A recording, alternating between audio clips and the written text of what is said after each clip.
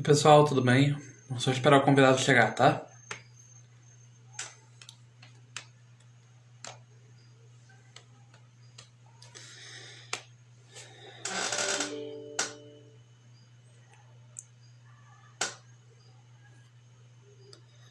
Daniel, eu vou te pedir, coloca aí e solicitar a participação, por favor.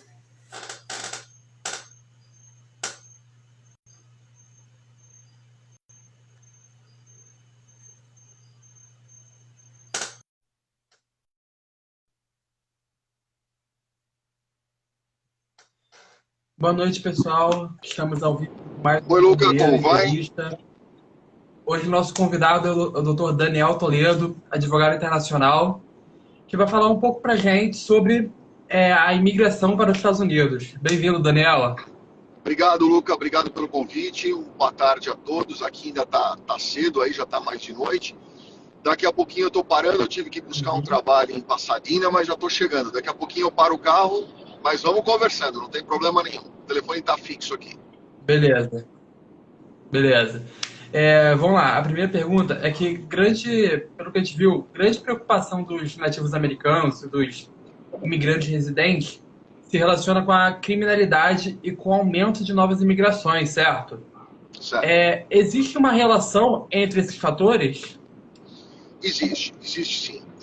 Primeiro, a gente precisa entender a diferença entre um imigrante legal e um imigrante ilegal. Vocês estão me ouvindo bem? Tá legal o áudio? Sim, aqui também. Tá bom. O imigrante legal, ele tem aí uma série de restrições com o imigrante ilegal por causa de trabalho, por causa de valor de salário. Geralmente o imigrante ilegal, ele não tem interesse em recolhimento de imposto, o trabalho geralmente é informal, então ele não tem aí a preocupação em recolher uma previdência ou algo nesse sentido. Então o custo desse trabalhador, ele geralmente é menor. Mas, quando nós temos aí um excesso de trabalhadores dentro de um determinado mercado, a gente começa a ver muitas pessoas desempregadas, principalmente os ilegais ou os indocumentados. É diferente você falar em um ilegal e um indocumentado. Essas pessoas, quando não encontram trabalho, muitas vezes elas viram homeless. Né? E não só o indocumentado, até um americano acaba virando homeless quando ele não tem um trabalho ou ele não tem uma forma de renda. E isso, os homeless, é que muitas vezes acabam gerando aí um aumento na criminalidade, porque no desespero a pessoa acaba furtando ou cometendo algum tipo de saque ou até mesmo roubando mediante violência. Bom, legal. A questão dos Estados Unidos ter ganho uma forte destaque na luta contra a imigração, principalmente em relação ao México, foi uma história que impactou bastante pessoas.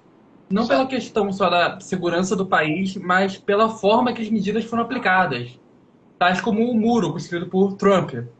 Em sua opinião, o que se deveu esse impacto das pessoas? A gente precisa entender, Luca, que assim, primeiro, os Estados Unidos é um país historicamente composto por imigrantes, né? Aham. A história americana ela vem usufruindo de imigrantes desde a da sua fundação. Então, isso é uma coisa importante para a gente ter bastante claro aí. Outra coisa que é importante a gente lembrar é que todo país, hoje de primeiro mundo, ele tem uma taxa de natalidade decrescente. Então, se você for ver alguns países na Europa, por exemplo, até a própria China, né? A China, que agora começou a fazer uma campanha super forte para inseminação artificial, o próprio governo incentivando a inseminação artificial dos próprios chineses para que não precisem de imigrantes para poder misturar com o sangue na população e fazer ali a repovoação do país e, obviamente, aquecer a economia, que é o que se interessa mais. Não é a repovoação e sim o aquecimento e manutenção do crescimento da economia.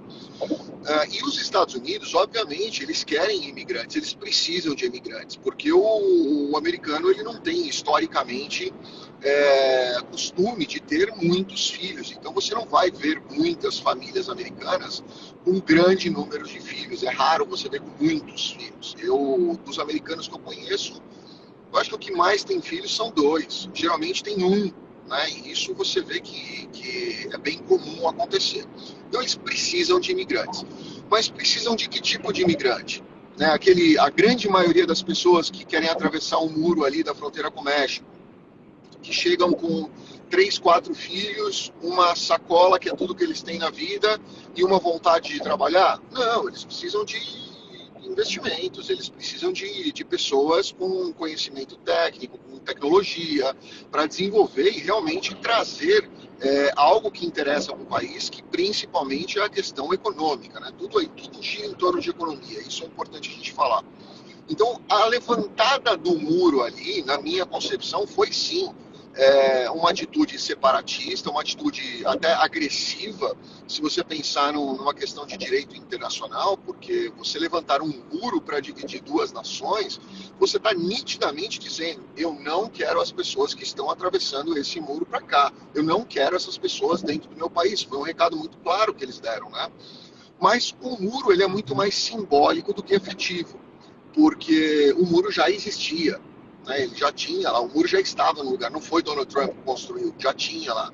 Não era muro de 6 metros de altura e também não ia 1,5 metro para baixo da terra. O que eu não sei o que eles quiseram com 1,5 metro da terra, talvez evitar que tatus cruzassem a fronteira, porque quem vai cavar 1,5 metro para passar por baixo do muro, né?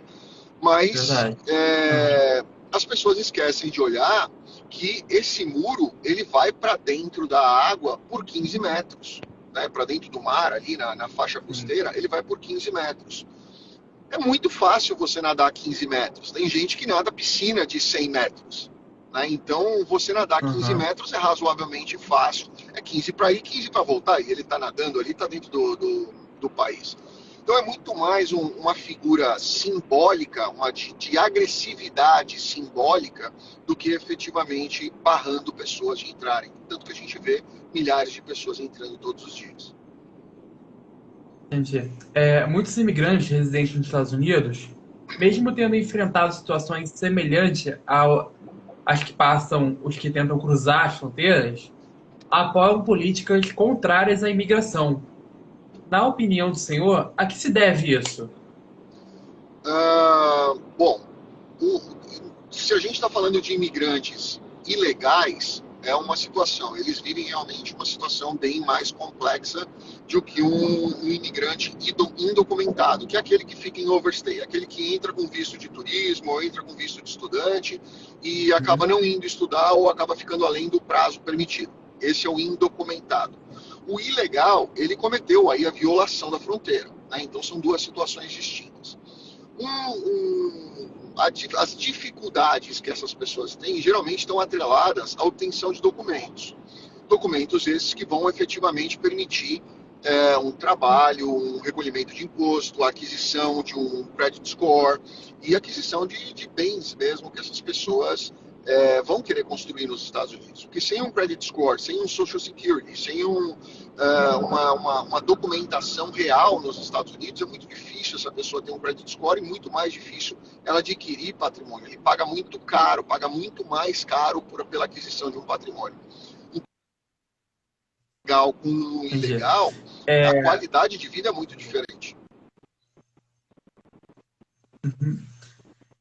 o senhor é especialista em direito internacional. Peraí, tá ouvindo? Oi, tá ouvindo? Vindo sim. Tá. O senhor é especialista em direito internacional com escritórios no Brasil e nos Estados Unidos. E Panamá também. É, tendo esse campo de, sim, tendo esse campo de visão, o senhor tem observado uma imigração brasileira muito forte? Muito forte. Historicamente, eu diria para você que 2020 para agora, e faz 20 anos que eu trabalho com isso, eu não tinha tão grande quem queria sair da classe média, né? E a classe média. Hoje nós vemos a classe média baixa e a classe baixa desesperada para sair do país.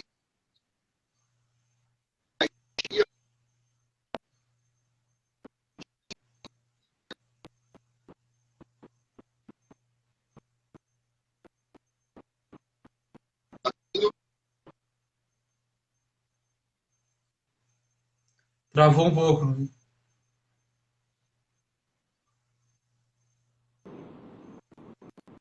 Lucas, Oi, tô tá ouvindo. aí? Se eu- Tô ouvindo. é, Comparando com antigamente, hoje o número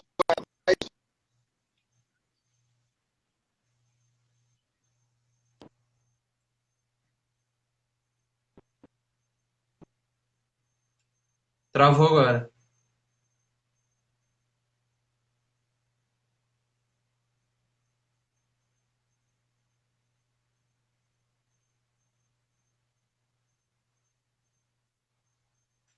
Daniel, tá ouvindo?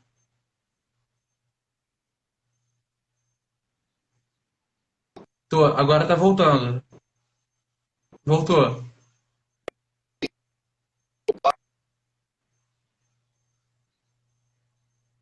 Peraí, travou de novo.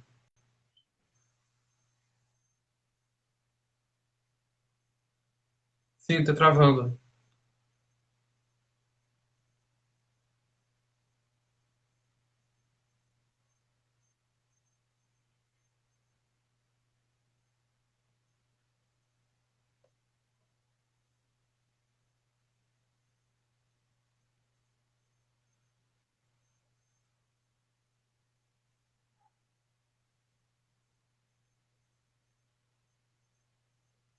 Daniel, tá ouvindo?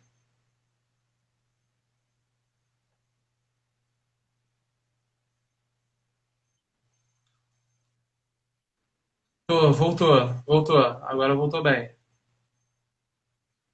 Voltou. É porque essa região tá instável.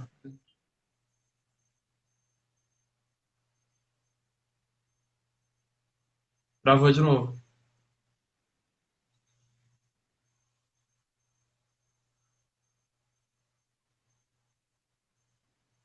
vem, Travou. Tô, eu tô ouvindo, mas tá indo e voltando. deixa eu ver como é que tá o sinal aqui. Pronto. Agora tá Vamos, indo bem. agora conectou 5G. Vamos lá. Você ouviu a explicação que Conectou. que eu dei ou não? Não, quase não deu pra ouvir a quarta, Tá. a última pergunta. Comparado com 2018, 2019, o número de brasileiros hoje que Ah, querem mudar para os Estados Unidos é um número infinitamente maior. Eu diria que chega a ser 3 vezes maior. Tá me ouvindo? sim, tô Tá ouvindo. ouvindo? Chega a ser 3 vezes maior do que era em 2018 e 2019. Principalmente a classe média baixa e a classe mais baixa, que hoje são aqueles que não encontram emprego no país e buscam, obviamente, condição de ter um salário melhor, uma condição de vida melhor em outro país. Entendi. Bom, a região sul do Texas se tornou uma área de alto risco por parte do tráfico internacional de drogas, além do fato de ser um dos principais pontos de tentativa de entrada nos Estados Unidos. Você acredita que essa área corre o risco de ser dominada por traficantes atuando nessa região do país? Eu acredito que não o sul do Texas, mas sim o norte do México, porque ela já é dominada por traficantes, né? Ali já é uma área extremamente Aham. perigosa, controlada por tráfico, não só tráfico de drogas, mas também tráfico humano. A gente ouve aqui muitos casos de pessoas que são encontradas mortas, abandonadas no meio do deserto, inclusive, sem os órgãos, porque eles fazem tráfico de órgãos, eles extraem os órgãos para vender no mercado negro. Então, aquela área realmente é uma área extremamente perigosa, uma área extremamente de risco, onde o governador do Texas vem tentando fazer um controle policial ali muito maior para justamente não entrar para o Texas. Mas, com certeza absoluta, se você for colocar o nível de criminalidade do centro do Texas para cima e a parte sul do Texas, com certeza lá o índice de criminalidade é muito maior do que aqui para cima.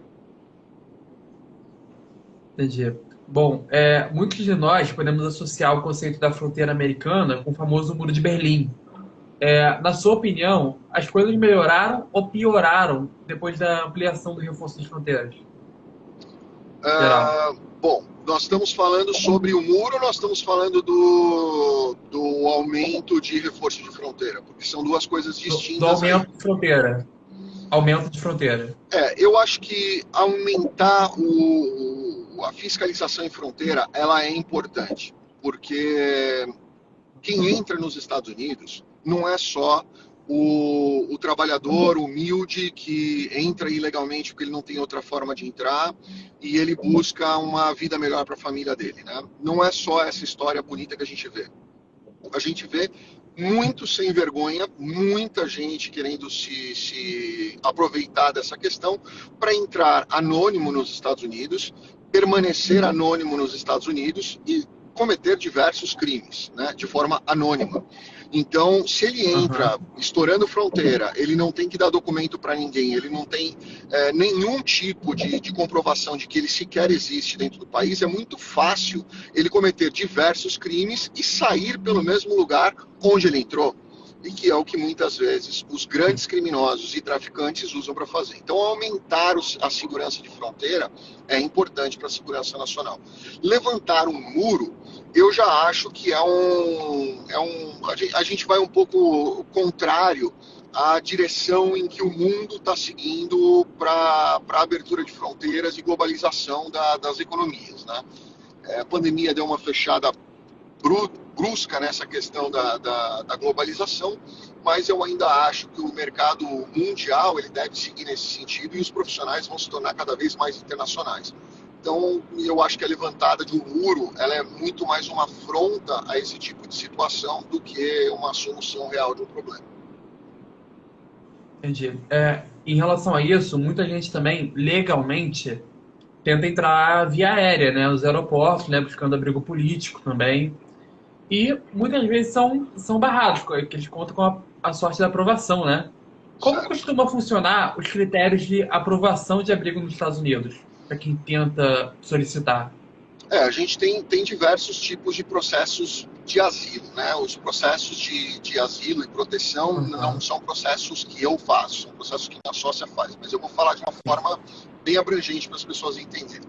Primeiro, a gente tem a questão do asilo propriamente dito, não o asilo político, mas o asilo propriamente dito. Então, isso acontece quando a pessoa tem algum tipo de grande violência no seu país, um risco imenso de retorno ao seu país, a pessoa está sendo ameaçada por ter sido testemunha de um crime, ou ela está sendo perseguida por ter sido testemunha num julgamento.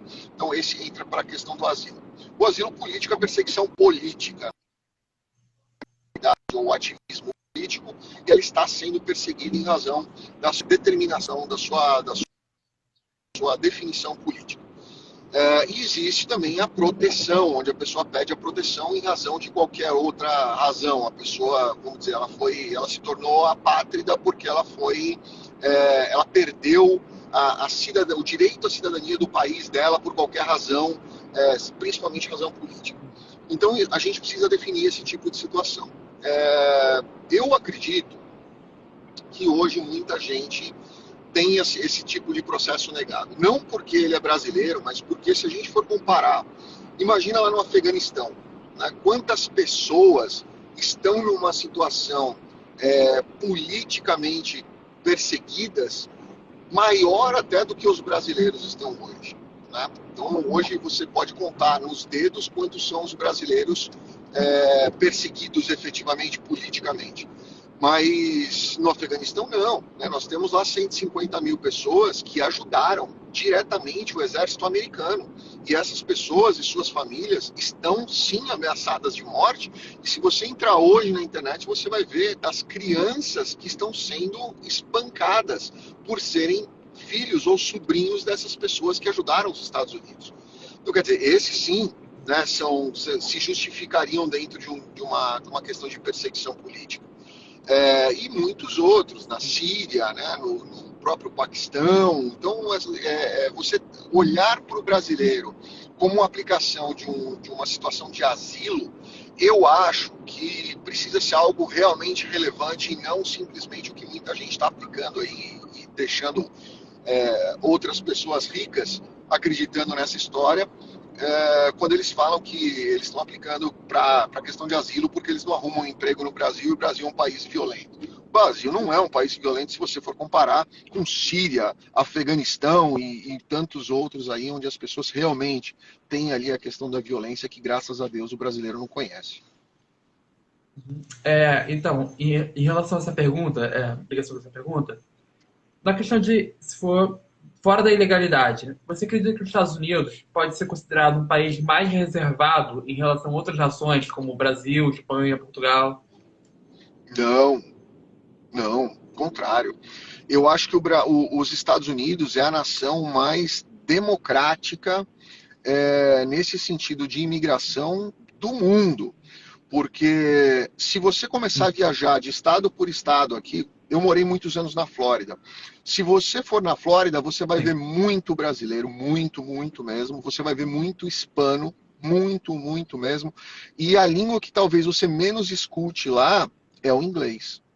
Se você for ali para Aham. Massachusetts, para Connecticut, você vai ver muitas comunidades de brasileiros gigantescas. Se você for ali para Newark, você vai ver uma comunidade de portugueses gigantesca. Então, você não vai ver. Se você vier para o Texas, você vai ver muito asiático, muito indiano, muito, muito indiano, muito inglês. Então, quer dizer, você vê gente do mundo inteiro, dependendo do estado em que você estiver nos Estados Unidos, você vai ver gente do mundo inteiro. Isso não acontece no Brasil, por exemplo. Eu não conheço um estado no Brasil onde você vai chegar e encontrar, vai de 50 pessoas que você encontra no dia, 40 são pessoas de diferentes nacionalidades. Né? E isso eu vejo todos os dias na minha vida. No prédio que eu trabalho aqui em Downtown Houston, eu diria para você que 90% do prédio são estrangeiros, pessoas de multinacionais que trabalham ali, estão ali. Né? Então eu acho que os Aham. Estados Unidos querem imigrantes, precisa de imigrantes, mas ele precisa da imigração que interessa para eles. Isso é que eu acho que as pessoas não entenderam. Os Estados Unidos não querem todo mundo, eles querem quem interessa para eles, que são as pessoas que têm uma qualificação diferente, uma pessoa que tem uma habilidade diferente, a pessoa que tem uma capacidade de investimento, a pessoa que tem capacidade de somar com o país. E não que vem aqui especificamente para trabalhar e dar o seu esforço físico, não é o que o país precisa. E isso as pessoas às vezes confundem e é onde acaba passando a imagem de preconceito de imigração. Entendi. Falando sobre isso também, além da questão de segurança e controle populacional, que você falou que é um problema também, que eles pensam nisso, você acredita que a não aceitação de novos imigrantes possa estar relacionado a uma maior disputa de oportunidades dentro do país? Pode sim. Eu acho que nós tivemos agora, em 2020 até 2022, agora início de 2022, nós tivemos muitos auxílios governamentais para as pessoas, muito. Nós tivemos estímulos cheque, nós tivemos os seguros desemprego, nós tivemos os estaduais e os federais, nós tivemos diversas facilitações para empresas, enfim, nós tivemos uma injeção de dinheiro público muito grande dentro da economia. Tanto que se você for olhar hoje, a inflação dos Estados Unidos ela é assustadora, historicamente das maiores já registradas. Isso fez com que muitos americanos ou muitos cidadãos, não necessariamente nascidos nos Estados Unidos ou residentes aqui nos Estados Unidos, que eles criassem uma forma de parasitismo, eu vou chamar dessa forma porque é a forma que eu enxergo. Eles acabaram olhando para aquele dinheiro que eles estão recebendo e falaram, poxa, mas se eu receber esse dinheiro, minha mulher recebe esse dinheiro, eu recebo o seguro-desemprego, ela recebe também, nós temos o auxílio por termos filhos, e eu vou fazer uma venda de produtos no Amazon, o que eu vou fazer? Vou trabalhar, vou sair de casa, vou acordar cedo e me submeter a um chefe que muitas vezes pode ser até que eu nem goste dele? Não, vou ficar em casa e vou trabalhar com venda no Amazon. E é o que muitos americanos fizeram e pediram demissão dos seus empregos. E por isso que hoje nós temos uma imensa oferta de empregos nos Estados Unidos. Mas não quer dizer que todos os americanos que trabalhavam nesses lugares morreram ou saíram do país ou não vão trabalhar nunca mais na vida porque eles se aposentaram. Não, eles estão ali numa forma latente, esperando simplesmente o dinheiro entrar na conta deles. Mas logo todas as facilidades que existem hoje, elas vão acabar, porque é insustentável isso. E essas pessoas vão voltar para o mercado de trabalho, porque elas vão ser obrigadas, ou elas vão morrer de fome. Então, hoje, os Estados Unidos estão num dilema muito grande, que é aquela história, né? O que veio primeiro, o ovo ou a galinha. Se eles abrirem demais para a imigração, na hora que esses americanos quiserem voltar para o trabalho, eles vão ter uma enxurrada de trabalhadores disputando o mercado, e na hora que você tem muito trabalhador disputando o mercado, você joga o salário médio lá embaixo. Então, o que eles estão fazendo? Tentando controlar a doses homeopáticas, o número de pessoas que eles autorizam entrar nos Estados Unidos com autorização de trabalho, para que na hora que esses americanos voltarem ao mercado, não seja sentido de uma forma tão agressiva quanto se imaginava que seria caso se liberasse mais do que eles estão colocando como cotas aí para liberação. Entendi. Bom, para as pessoas que querem residir aí nos Estados Unidos legalmente, têm interesse em morar aí, quais são as dicas que o senhor dá para essas pessoas, tanto em questão de burocracia como em convívio cultural? Bom, aí são duas coisas distintas. Agora eu parei aqui, o sinal deve ficar bem bacana. Primeiro, com relação a dicas do que elas devem fazer do começo até o fim. Primeiro de tudo, elas precisam enxergar qual é o cenário delas, qual é a realidade delas dentro do cenário imigratório. Então ela precisa entender qual é a capacidade que ela tem individual, não o amigo do amigo, não a indicação do youtuber, não a indicação do José, mas a capacidade dela real que ela tem para um processo imigratório. Então a melhor coisa que ela pode fazer antes de qualquer coisa é conversar com a família dela, marido, esposa, filhos, e em seguida conversar com um advogado de imigração que vai saber direcionar qual é o melhor caminho para ela seguir. Quando ela conhece isso, ela precisa entender uma outra situação, para onde ela vai. E a grande maioria dos brasileiros, eu há 20 anos escuto a mesma história. Para onde você quer ir? Para a Flórida. Por que a Flórida? Porque onde tem mais brasileiros vai ser mais fácil. Não, não vai ser mais fácil. Vai ser o lugar onde vai ter mais gente que tem a mesma capacidade que você e a mesma atribuição profissional que você. Então é o pior lugar para você ir. A concorrência vai ser gigantesca.